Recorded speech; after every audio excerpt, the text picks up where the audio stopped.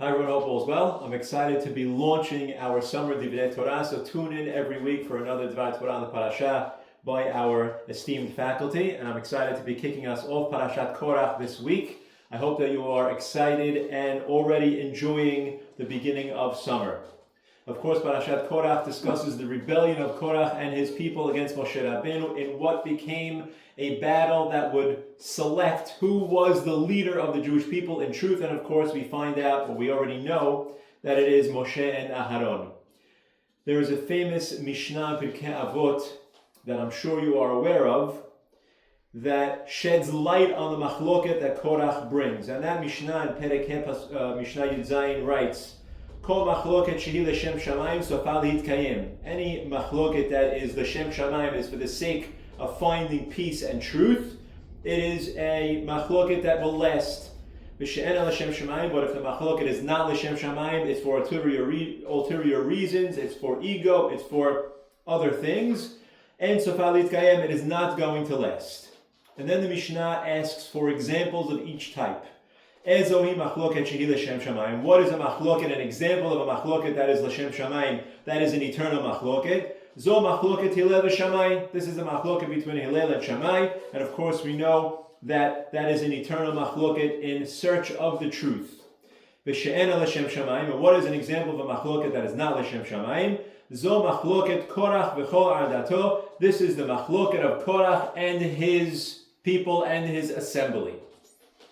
The Malbim asks the obvious question on the Mishnah, and that is, the structure seems to be off. You asked, what is an example of a machloket that is l'shem shamayim? And you gave me both parties, Hillel on one side of the table and Shammai on the other side of the table, and I understand they are both arguing with each other in search of the truth.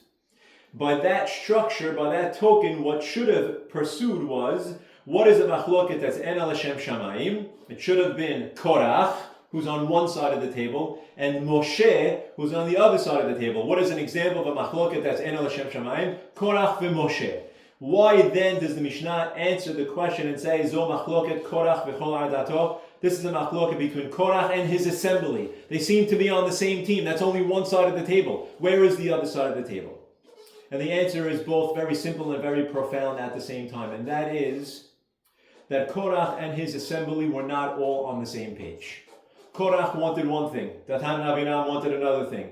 Bnei Reuven wanted another thing. They all had a common enemy, and that was Moshe, but they themselves couldn't agree on what they wanted. So what was the true machloket? Yes, it's true. Korah was fighting with Moshe, but what was the reason why this machloket didn't stand a chance before it even began? Because the people who were coming together as a team to portray a claim against Moshe, they themselves couldn't even agree. And I think the lesson that we learned from that is we cannot work together if we're going to work apart. And Korah couldn't get his people all on the same page. It was a group of people who had a common enemy, not a group of people who had the same vision, the same goal. And I think we've seen that happening over the course of the last months and really years.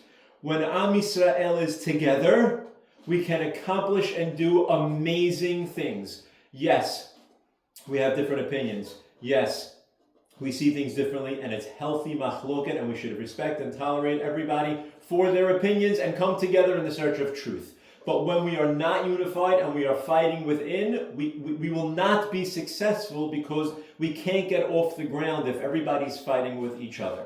So on that note, two things. One, please continue to keep an eye on Eretz Yisrael and everything that's going on. Number two, please take the opportunity this summer to find common ground, to be unified. Let's stay together, let's enjoy the summer, but let's enjoy it in a fashion where we're enjoying it as a nation, as an Am, as a community, and in that find tremendous success in all that we do. Have a great summer.